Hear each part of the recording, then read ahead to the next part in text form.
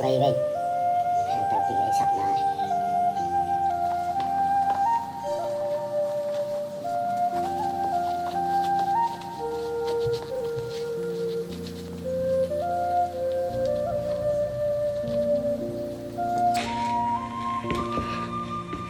Thôi rồi, bye bye. The prey.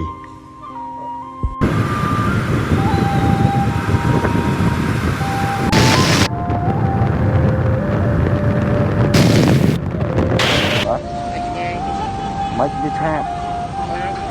Ồ, nó đi xa vậy.